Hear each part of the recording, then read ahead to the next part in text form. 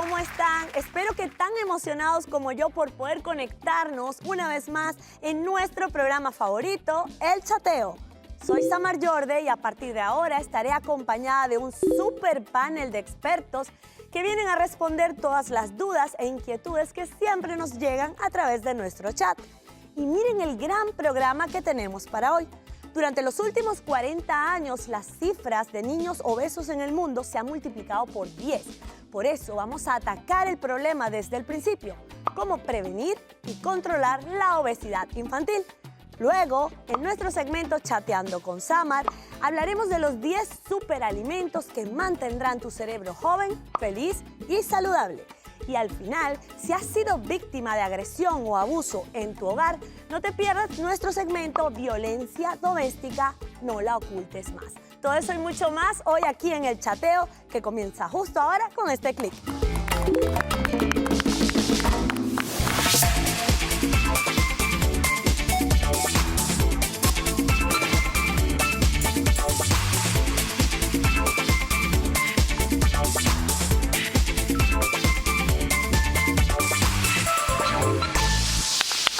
Y así comenzamos este gran programa hoy. Sabemos que en los Estados Unidos 1 de cada 4 niños sufre de obesidad infantil. Y para hablar sobre este tema, sobre todo para aprender a prevenirlo y controlarlo en nuestros hogares, vamos a darle la bienvenida a nuestro panel de expertos. Por aquí tengo a Yugle Rivas, psicóloga clínica, bienvenida. También nos acompaña el doctor Isaac Molhaim, creador de ProColágeno, bienvenido Isaac. Por este lado tengo a la doctora Montserrat Rodríguez, nutricionista, bienvenida. Y también nos acompaña Adriana Ochoa, terapeuta profesional de la salud. Vamos a comenzar definiendo qué es obesidad infantil. Cuando los niños los llevan al pediatra, nosotros solemos ver unas tablas, unas gráficas que existen, que son como unas curvas, que tienen una distribución muy particular. A las primeras edades del niño, entre el 0 y los 4 años, están muy pegaditas una con otra. Y a medida que el niño va creciendo, entonces se va desarrollando una curva que se va abriendo como un abanico. Esos son los percentiles, que de pronto usted, mamá, que nos está escuchando, seguramente en algún momento oyó que el médico le habló del percentil. Entonces se dividen, es una línea que se define o se quisiera hacer como la ideal, y luego hay varias franjas donde nosotros podemos ir ubicando el desarrollo del niño. Cuando el niño está por encima del percentil 95, que es la línea más arriba de toda esa serie de curvas, entonces estamos hablando de un caso de obesidad. Es decir, Montserrat, la mamá no puede saber en su casa si su niño tiene peso normal, sobrepeso o cayó en el rango de obesidad. Lo tiene que decir un médico. Sí, claro. Cuando tú tienes un peso normal versus una obesidad, la mamá obviamente lo puede intuir. Muchas veces incluso es el profesor, el maestro del niño, a lo mejor un tío, porque uno quiere ver a su hijo perfecto y a uno no le gusta que te digan que tiene algo. No es que no le gusta, sino que la primera reacción es como que, bueno, no importa, está creciendo, cuando haga ejercicio se va a quitar eso. Pero obviamente para hacer el diagnóstico clínico, que además requiere de una intervención también multifactorial, o sea, de varias especialidades, tiene que ir al médico y el médico le dirá, mira, está en una etapa de estiramiento y crecimiento, o a lo mejor el índice de masa corporal o la grasa corporal que tiene en este momento es normal, simplemente es un niño de pronto como robusto o lo que llaman big frame, o sea, que es corpulento. Vamos a esperar, o sea, es el médico el que tiene que decir la última palabra. A ver, seguramente. Ya me descrito. No, yo soy todavía un niño robusto. Pero felizmente robusto. Pero fíjate que antes, en la época de nuestros abuelos, los niños flaquitos eran mal vistos. Más bien nos gustaba ver a los niños, como los llamaban, hermosos, que son niños gorditos. Sí, bueno, ¿Eso ha cambiado hoy en día? No, eso ha cambiado hace muchos años. Efectivamente, en la época de mi abuela, el niño gordito era el sano. Y el niño delgado era el malnutrido. Exacto. Hoy sabemos que es al revés, o sea, el niño delgado es más sano que el niño obeso, porque el niño que es obeso en la infancia tiene una probabilidad altísima de después ser obeso durante el resto de su vida, y por ahí es que hay que atacar las cosas desde un comienzo. ¿Cuáles son las posibles causas de obesidad infantil? Porque el niño no tiene autonomía para comer lo que quiera en la cantidad que quiera. Desde mi punto de vista, la principal causa es mamá y papá. Ajá, y ese es el punto que quiero plantear. Eso es Ambiente mamá y papá. familiar. ¿Qué pasa? Hábitos. No, yo lo y que quería costumbres. decir, y digo mamá y papá, yo le hago una pregunta a todos ustedes que me ven. ¿Cuál es la comida más sabrosa que tú te has comido en tu vida? La que te prepara tu mamá. La que te hace mamá, exactamente. O tu Entonces eso abuelita. quiere decir que nosotros O la estamos, nuestra mamá y nuestro papá condicionan inclusive el tipo de sabor, la cantidad de sal que le echan a la comida, la cantidad de condimentos que le echan a la comida y Azúcar. el volumen de comida que te comes. Por lo tanto, el principal ingrediente en la obesidad infantil y adulta es mamá y papá que te educó con unas porciones de comida enorme y no de la manera adecuada. O sea, comes no pocas veces durante el día, sino mucho, 2 o 3 veces al día. Y insisto, la porción es enorme porque es un reflejo de lo que también esa mamá aprendió de mamá. Es por eso que muchas veces vamos por la calle y vemos a mamá y a papá obesos y al niño y a la niña súper obesos. Pero, Y ahí tenemos que ya va. añadirle a eso el premio. Si te lo comes todo, te doy un Oh. helado. Si te lo comes todo, hay un chocolate. Entonces, ¿cuál es el premio? Para no ser íntimos con nuestros hijos, mejor los llenamos. Es que Ahora, pasa- yo quiero hoy decir mejor algo. que llevó al hoy en día parque. existe una tendencia a buscar muchos estilos de vida saludable en la adultez. Pero si vamos a hablar de la prevención de lo que es la obesidad infantil, todo empieza desde 3 líneas. Por casa, bajo el paradigma calidad y cantidad y los premios que se utilizan en el hogar para reforzar. ¿Qué ocurre? Se piensa que el niño que cena mayor cantidad está mejor alimentado. Los papás utilizan muchísimo las verbalizaciones, si vas bien con tus notas o haces esto bien, el fin de semana vamos a comer en tal parte o te vas a ganar un chocolate. Ese reforzador comestible al inconsciente del niño va a generar una asociación que va a llevar a que ese adolescente o ese adulto busque placer en la comida.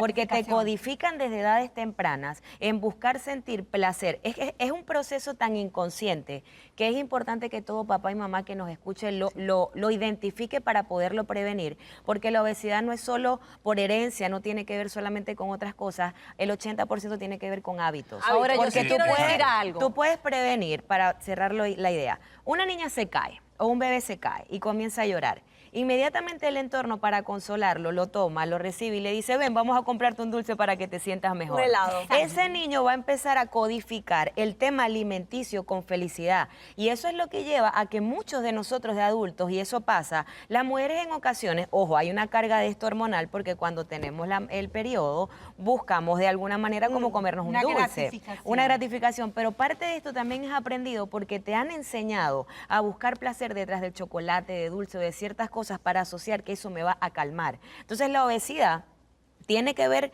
con muchas cosas, con tu proceso quizás de metabolismo, pero también tiene que ver con lo que tú utilizas desde ese entorno, lo que han hecho de ti y de dónde te enganchas tú para justificar muchas cosas. Entonces Perfectamente. podemos decir, Algo. Montserrat, que el 100% de la responsabilidad de un niño obeso la tienen sus padres. No, y eso es lo que yo quiero decir desde hace A rato. ver. No, mira, muchas veces eso es una condición que se va gestando y tiene muchos factores que intervienen en la formación. Eso es como una enfermedad multifactorial. Factorial, sí. Entonces, ¿qué pasa? Está obviamente esa primera variable, que es la crianza, es el hogar, son los hábitos, porque incluso normalmente un niño con sobrepeso tiene padres con sobrepeso, entonces no podemos decir que ellos son culpables y hacerlos quedar como si estuvieran haciendo algo exprofeso o tú sabes, con mala fe, porque a lo mejor ellos nadie tampoco los ha enseñado a hacer esa rotura de esas conexiones patológicas que Jugle muy Jugle bien está- describió. Exacto, para Pero hacer- además de eso, está el hecho de que muchísimas veces, y eso es en el mundo de hoy, en el más moderno, tú tienes tu casa limpia, cuidas, preparas los alimentos bien, hay cultura del ejercicio, pero en la escuela, que es donde el niño pasa el 80% del tiempo, ahí no hay control. Pero pasa también algo importante acá. Puede haber una predisposición, pero también puede haber una prevención. ¿Qué es lo que pasa? El hogar puede o impulsar o puede sostener muchísimas cosas. Si mezclamos hábitos alimenticios deficientes, que entiendo básicamente que con un papá con sobrepeso pueden ser heredados y aprendidos, pero también un plus que no hemos mencionado. Los niños de hoy en día son niños muy sedentarios por el exceso de Exacto, ahí tecnología. Si faltaba mezclas los malos exacto. hábitos alimenticios con un niño que no se expone al juego o no se expone a quemar calorías, es una bomba de tiempo. Tenemos que ir a una pausa comercial y ya venimos descifrando cuáles son las causas exactas que nos están llevando aquí en Estados Unidos a ser el país número 1 en obesidad infantil. Ya venimos con más de El Chateo.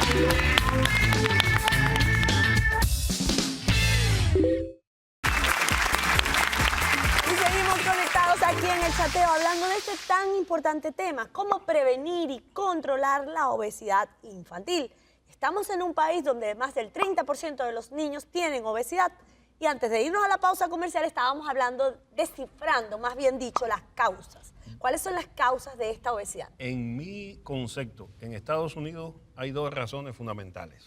A ver. Exceso de comida, falta de ejercicio físico. Correcto. Y Así mala es. comida, mala Y mala- calidad de comida. no solamente nos vamos a entrar en el ámbito que los alimentos en Estados Unidos tienen una dosis de hormonas Sin embargo, muchísimo mayor la obesidad es un que fenómeno en mundial. otros países. Sí, es un fenómeno mundial, pero para mí siempre va exceso de comida y falta de ejercicio. Recordemos que la obesidad es una enfermedad llamada enfermedad malnutrición, pero por exceso.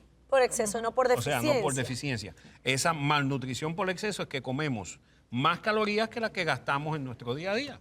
Cuando el balance es positivo de calorías, la caloría se transforma en grasa y la grasa se acumula en forma de gordura. Exactamente, Así es. las Muy calorías que los niños se comen y no las gastan a través del ejercicio terminan depositándose en un lugar perfecto llamado grasa. Pero ¿hasta qué punto, Montserrat, es importante también la calidad? Porque es igual comer alimentos procesados que de repente darle mucho de alimentos naturales. No, absolutamente no. Aparte de que, por ejemplo, el llevar puntos o calorías en un niño que está en crecimiento no es una forma inteligente de abordar el problema ni adecuada. ¿Por qué? Porque justamente los requerimientos calóricos de un niño en crecimiento son mayores que los de un adulto que ya llegó al punto donde tenía que llegar. Entonces, ¿qué pasa? Que si nosotros sustituimos incluso un poquito de más de ese exceso de calorías, vamos a suponer, la idea es que no coman de más, pero si comieran un poquito más, entonces de una vez yo les sugiero, y esto como una parte de cómo tratarlo y cómo prevenir, que ese extra que el niño consuma sea alimentos naturales. Yo sé que la vida moderna, la manera como nosotros nos tenemos que ganar la vida hoy en día y nos movemos en este mundo, hace muy difícil aquel sistema ideal donde la mamá estaba en la casa o la abuela o alguna otra persona que nos ayudaba y hacía la comida y tú podías realmente hacer todos los alimentos from the scratch, o sea, desde el principio. Pero hay que tratar a como dar lugar de imitar ese modelo lo más que se pueda. Adriana, ¿cómo se le explica a esas mamás que están muy ocupadas, que no tienen tiempo ni para respirar? Tienen que llevar el niño al colegio, traerlo a trabajar y a veces pasan por un lugar de comida rápida para llevarles la lonchera a su hijo. ¿Cómo concientizarlas para que ellas entiendan que no le están haciendo bien a su hijo? Al contrario, lo están dañando. Así es. Básicamente lo que toca es que ellas tomen conciencia, por eso hablamos de concientizarla, del daño que esto está haciendo. ¿Cuáles son esos disparadores? Que ella misma se autoanalice, porque muchas veces nuestros hijos responden a nuestros estímulos. Entonces, ¿cómo está la dinámica familiar? ¿Qué pasa? Se acabó la costumbre de la mesa, de sentarnos a la mesa y es la oportunidad más linda de hablar de cómo estamos, de sentimientos, de qué está pasando, de cuáles son nuestros temores. Entonces, es volverle a crear esa conciencia a las mamás para que ellas mismas se eduquen mucho más. Y al educarlas inicialmente, en las etapas iniciales del niño, es ella la que pone el plato en la mesa. Así es. ¿Y cuáles son los riesgos de tener un niño obeso? Los riesgos reales, físicos y psicológicos de un niño Gigante. con obesidad. Yo voy a decir algunos y después le voy a dejar a la doctora acá la palabra también. Bueno, los riesgos, el principal riesgo que tienes, entre muchos que hay, es diabetes, hay hipertensión infantil, aunque ustedes no lo crean, pero sobre todo que tienes una alta probabilidad de ser obeso el resto de tu vida. Correcto. Y ese es el mayor daño que le estás haciendo a tu niño. Si tienes un niño que es obeso en la infancia, casi seguro va a ser un adulto obeso. Y es por allí donde tienes que comenzar a controlar las cosas. Sabemos que es difícil, las mamás yo sé que trabajan muchísimo, todos trabajamos muchísimo y a veces para salir del paso comemos comida chatarra, comida que aporta muchas calorías pero pocos nutrientes. Así es. ¿Y qué Eso lo pasa? sabemos, ¿Y qué pero pasa? hay que cambiar eso, hay que de alguna manera reinventarnos en casa y además hay una cosa muy, muy obvia en esto, el comer da placer. Cuando tú preguntabas cuáles son las consecuencias, está en todas partes, papás, mamás, tías, abuelas, y ustedes mismos si están creciendo o si en este momento sufren de sobrepeso.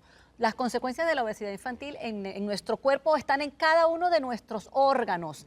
Claro que el tiempo es muy corto para mencionarlas, pero desde la punta de la cabeza, porque sufren nuestras arterias a todo nivel, el metabolismo, todo. Podemos decir, Montserrat, que darle comida chatarra a los niños, darle azúcar, darle alimentos altos en sal, es como si le dieras cigarrillos. Sí, es Exacto. como si le dieras veneno. O peor. ¿O drogas? O Sí. peor, muchas veces peor. Hay personas que por su genética pueden fumar toda su vida y nunca han sufrido de cáncer. Lo que sí se sabe es que una persona obesa toda su vida va a sufrir las consecuencias de la obesidad, Correcto. lo quiera o Y hay no. estudios que muestran que la adicción al azúcar es Como la adición a la igual heroína. a la Y toca adicción a las tratarla drogas. tal cual. Ajá. Ahora, ¿qué alimentos no deben estar en un hogar de un niño que tiende al sobrepeso? Nada que sea cargado de azúcares refinados, harinas refinadas, grasas saturadas, es decir, chucherías, tortas, Golosina. pasteles, golosinas, sodas o refrescos, nada, helados de esos tamaños familiares, no importa que usted tenga una familia de 15 miembros, todas las cosas que usted quiera dar al niño, más allá de la comida saludable, que también obviamente que hay que exponerlos a eso, hay que ponerlo en un contexto de otro tipo, que no sea para que el niño mate la soledad o para premiarlo, sino vamos todos en la familia a disfrutar de una tarde haciendo X, Y o Z. Exacto. lo que Exactamente, estabas el premio hablando es una es- manzana. Exacto. O y una ida al parque. Hay un dicho O que una dice ida que al parque. ojos que no ven, corazón que no siente. Pero ¿qué pasa cuando el niño, que a esas edades tiene que ir a fiestas infantiles que están atiborradas de golosinas en las piñatas y todo eso? Es que Bueno. el tema es equilibrio. Claro. Sí, Tú, no, doctor, adelante. No, continúa, pero rapidito. ¿Qué pasa si tú tienes a tu hijo, vamos a decir que acostumbrado en sus hábitos de su paladar a comer sano? Cuando come esas chucherías, las puede hallar buenas, La pero en rechaza. determinado momento Sí, las las rechazas. Porque Sí, no esa es, no es además la excepción no es la que te hace obeso, sino la regla. Exacto. Ese día vas allí Correcto. y después, ahora, doctora, Me- disculpe. A ver, No, que es un un tema, último consejo para cerrar. En complemento, es un tema de equilibrio, porque no es privar al niño del dulce. Vivimos en una sociedad que en todos los lugares lo va a encontrar. Pero cuando tú a un niño no puede extrañar algo que tú no le enseñas. Lo bueno de todo esto, para resumir la idea, en 42 días se crea un hábito. Si tú empiezas a crear hábitos desde el hogar, con conciencia, entendiendo el por qué esto va a generar un daño con tus hijos, probablemente puedas regalarles mejoras en su calidad de vida y un adulto mucho más sano. Muchísimas gracias, muchísimas gracias. Yo terminaría algo ahí. Cuando el niño está muy ansioso, mirar a ver qué le está generando esa ansiedad, por qué le está buscando importante. esos alimentos. Bueno, muchísimas gracias a todo el panel por tanta colaboración en este tema de la obesidad infantil. Y recuerden que los buenos hábitos alimenticios sean la regla y las golosinas sean la excepción. Seguimos con más de El Chateo. Que ustedes en casa no se muevan, que ya volvemos.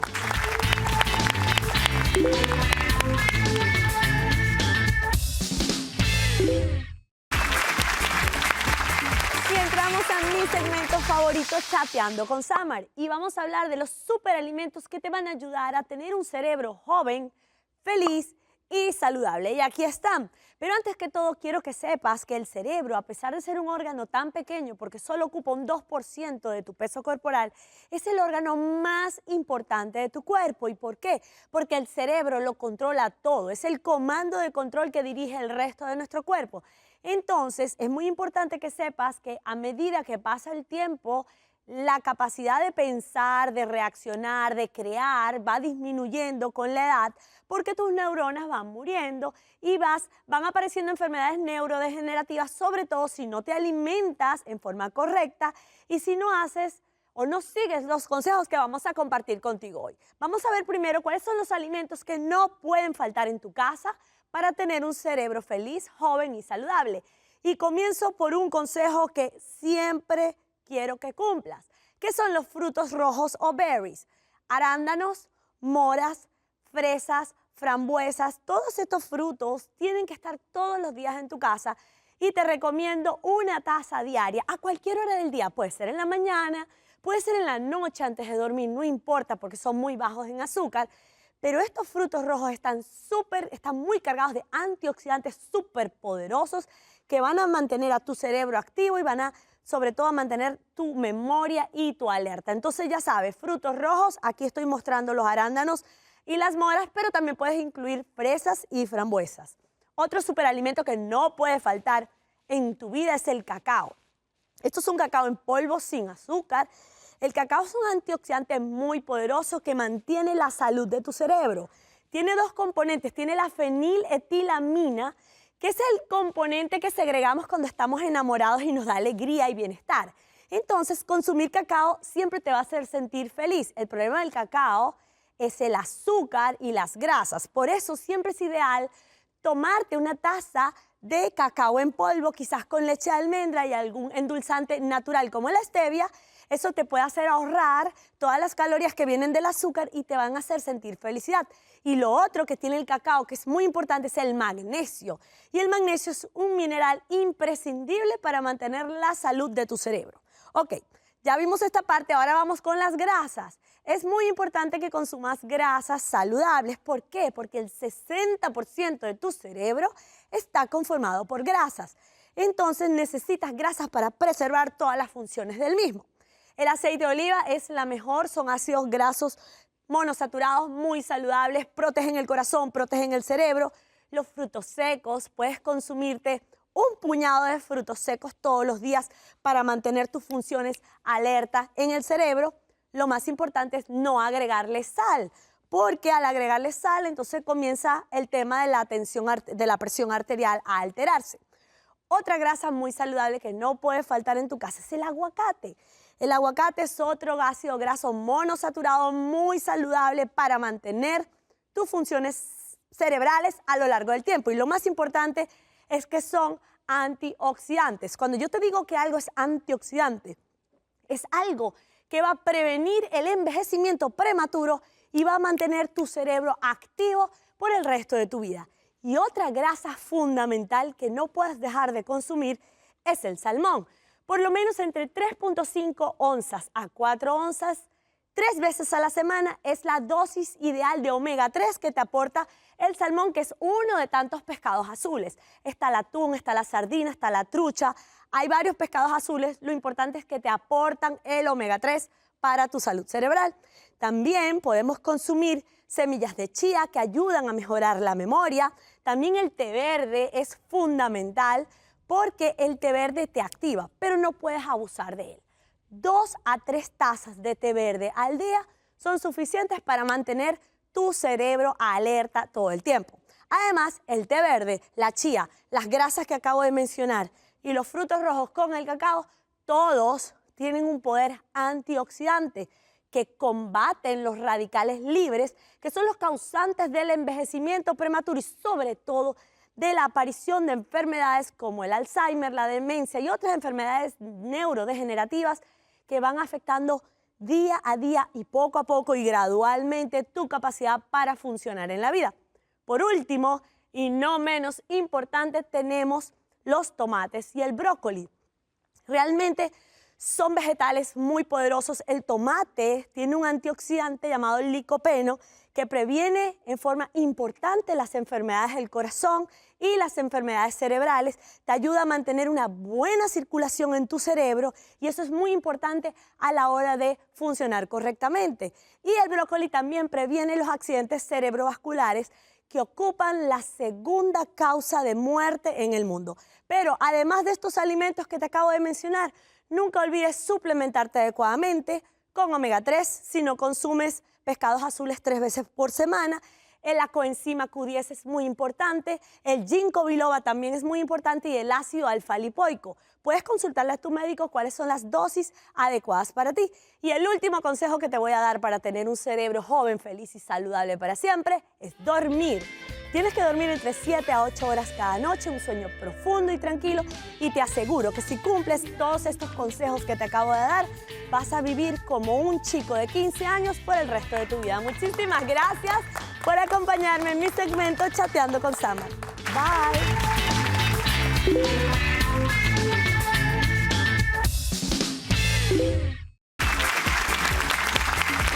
Conectados aquí en El Chateo, el programa que siempre te orienta para tomar las mejores decisiones sobre tu vida. Y en esta parte del programa vamos a hablar de violencia doméstica, no la ocultes más.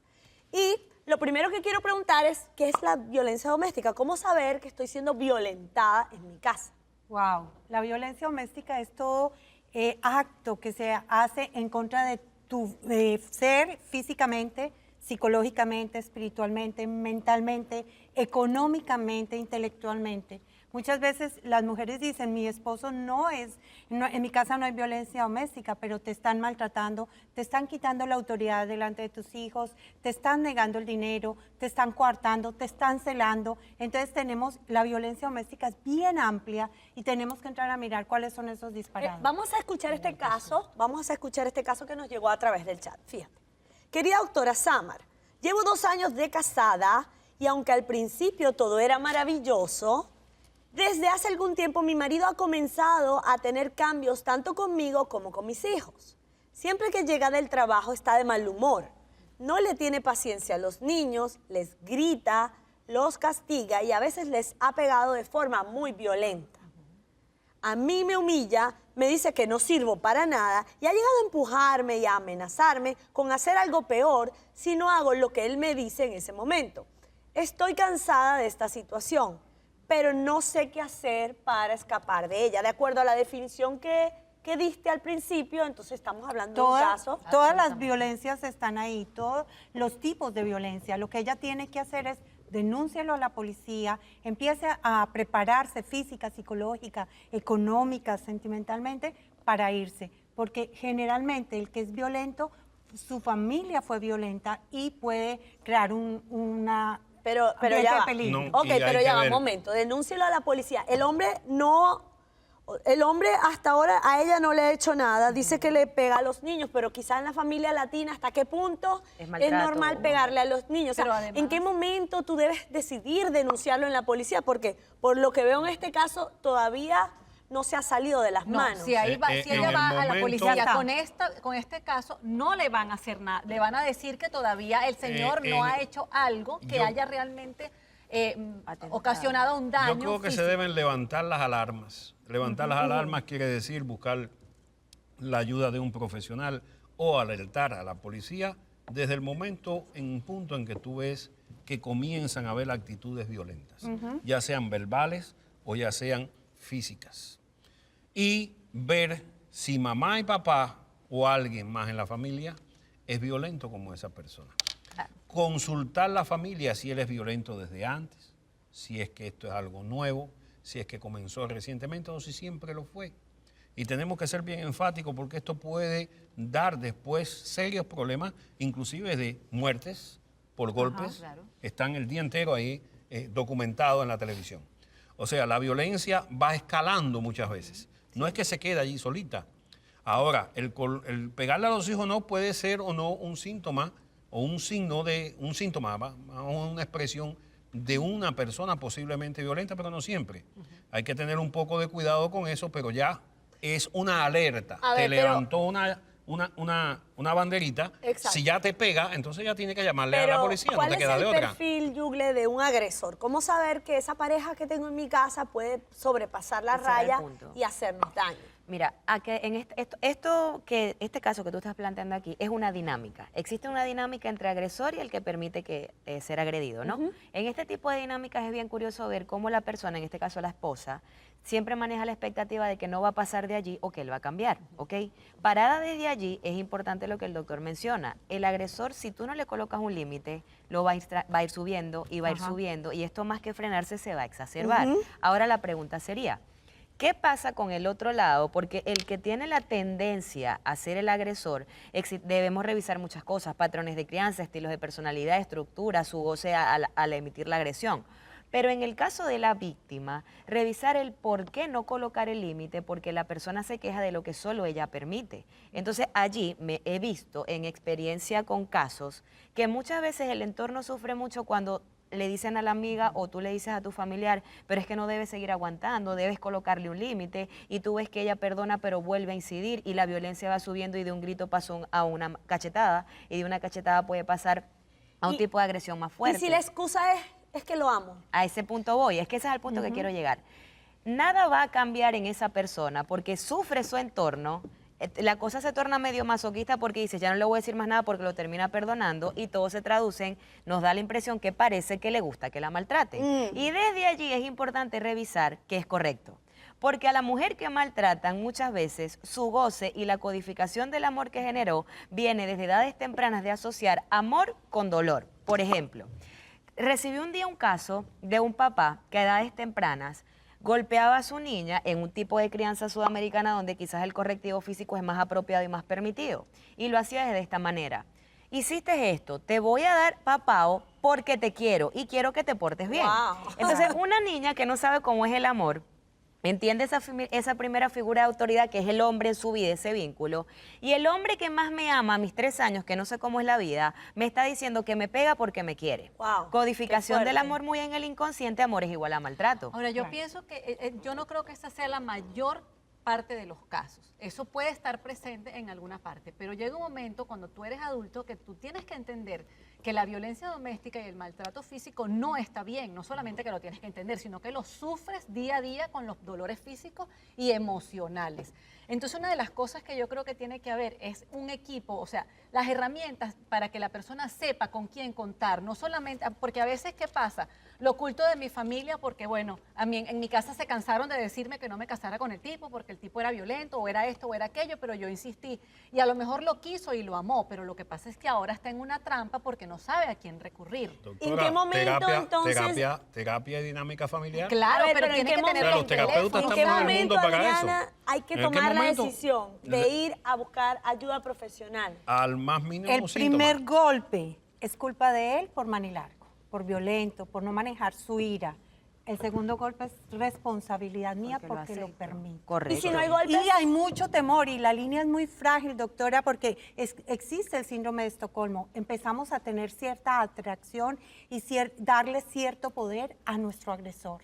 Entonces, como no ponemos un límite, como decía nuestra querida doctora, pues él Y si piensa no hay que lo golpes, recibe como que me gusta. y si no hay golpes, solo son gritos, castigos. También. En El maltrato. la corte, lo que más se analizan a veces los jueces es la violencia que no deja huella, porque la dejas en el alma y en la mente. Correcto. La violencia psicológica. Correcto. Es un tipo de violencia también. No tiene, El agresor no tiene que llegar a golpearte para estar abusando de ti. Claro. ¿Y cuáles son a las veces, a consecuencias? veces las palabras duelen más que los golpes. Las Wow. descalificaciones, y él sabe y le da la autoestima y le da y le da y le da hasta que la tiene dominada. El golpe pasa el morado, pasa si te abren los puntos, pero lo que queda en el alma y en nuestra el golpe mente no emocional es pasa. más fuerte. ¿Y qué pasa en la emoción, en la psiquis de una mujer que es constantemente abusada y que lo permite?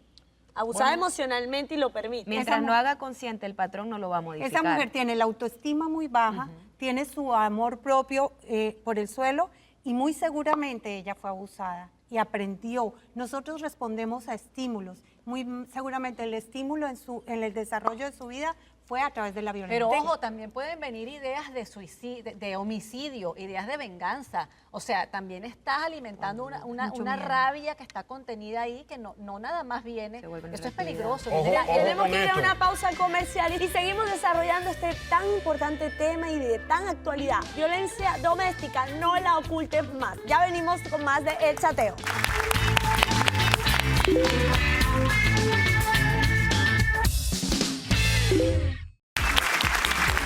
Y llegamos a la última parte del programa, violencia doméstica, no la ocultes más. Y quiero hacerles una pregunta, ¿es posible que una persona violenta se recomponga? ¿Tiene solución? ¿Puede haber esperanza para todas esas mujeres que nos están viendo? No es que se recomponga, puede tomar el control de su ira, pero tenemos que entrar a investigar qué es lo que realmente ese niño interior que tiene esa persona vivió. Porque nosotros todos estos mandatos parentales nos marcan y nosotros respondemos así. Yo creo que hay casos y casos. A ver, O sea, hay gente que sí es capaz de recomponerse con la terapia adecuada, porque si no, estaríamos negando el poder de la terapia. Correcto. No sé para qué estamos aquí. Hay otros que no se recomponen o porque la terapia no fue la adecuada o porque hay casos que involucran muchos otros aspectos, que no solamente la parte emocional, sino la parte psiquiátrica. Existen pacientes psiquiátricos que son violentos. Y entonces ahí tiene que llevar a la persona para el psiquiatra. Y quería recordar algo que conversábamos fuera de cámara, es que la violencia doméstica no la podemos encauzar solamente yo que soy hombre, por ejemplo, con mi esposa, mi novia o quien fuere. Existe violencia doméstica de los hijos con los padres.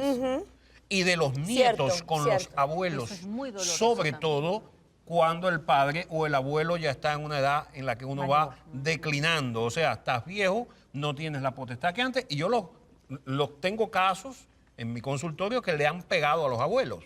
El nieto le pega al abuelo y el hijo le pega al padre. O sea, cuando un hijo le grita a un padre en la casa, hay una violencia doméstica porque está maltratando verbalmente a sus padres.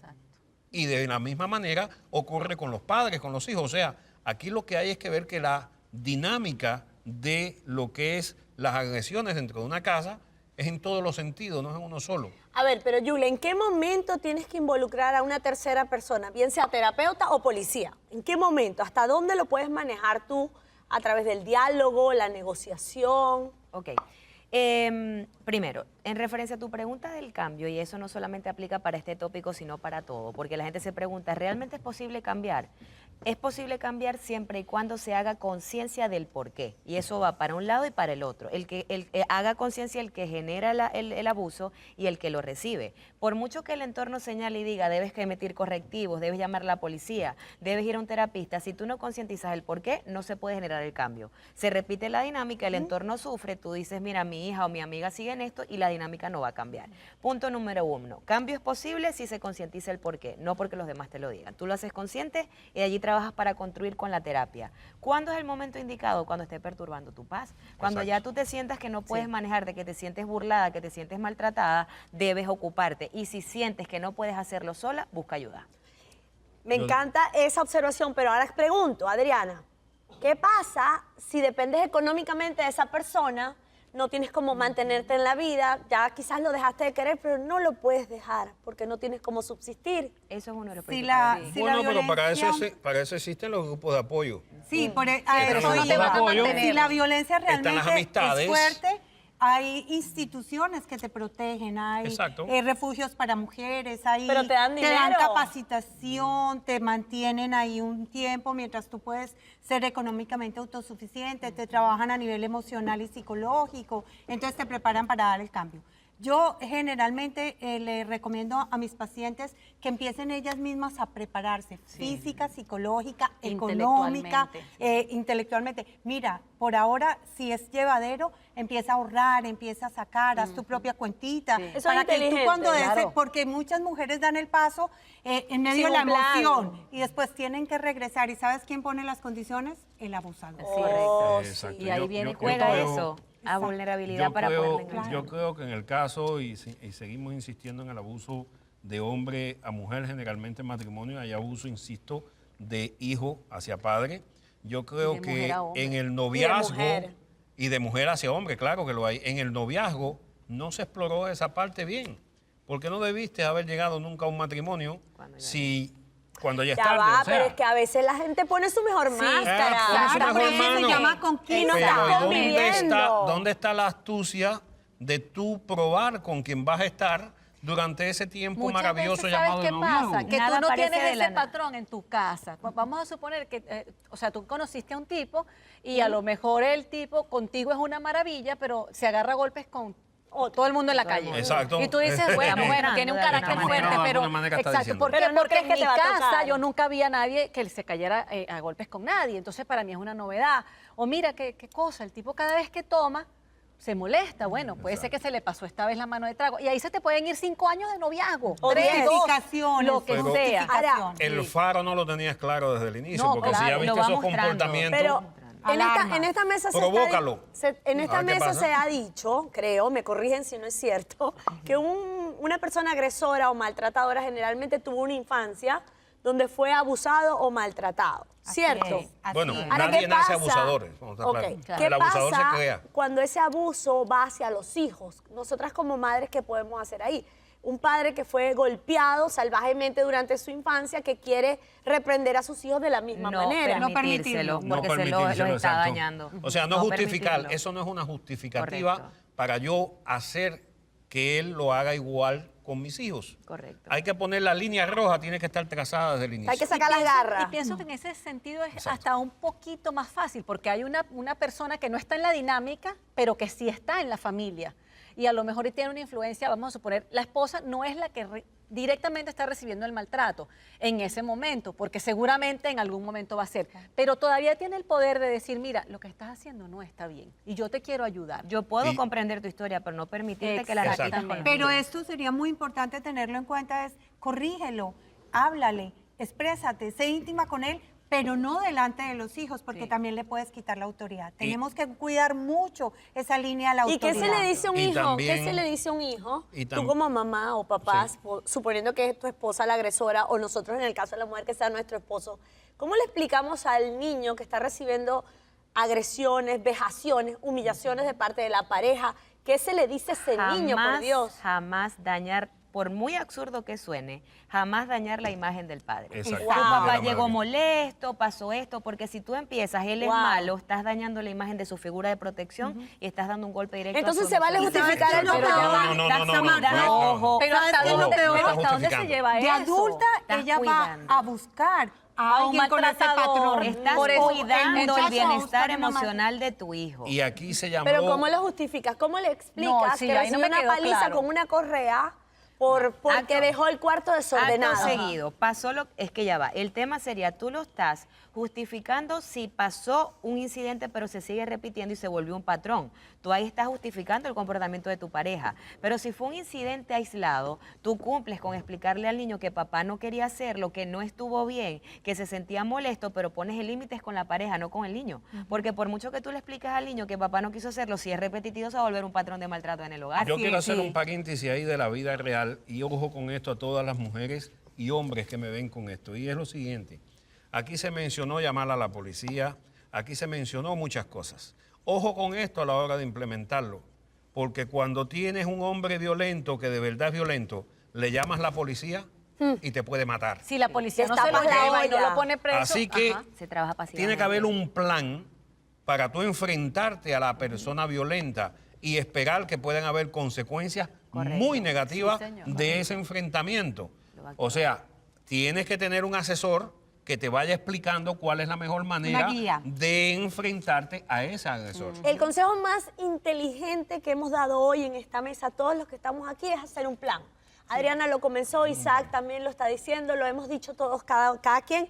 Hacer un plan, no tomes decisiones de la noche a la mañana, tienes que prepararte si ya ves que no tiene remedio, que fuiste al terapeuta, que hiciste todo lo que tenías que hacer y la conducta se repite, prepara un plan con el apoyo de algún terapeuta profesional y hasta un familiar para que tomes las acciones poco a poco. Muchísimas gracias a todos por su colaboración en este tema tan importante y ustedes siempre nos vamos a ver todos los días en su programa favorito, El Chateo. Nunca se desconecten de nosotros.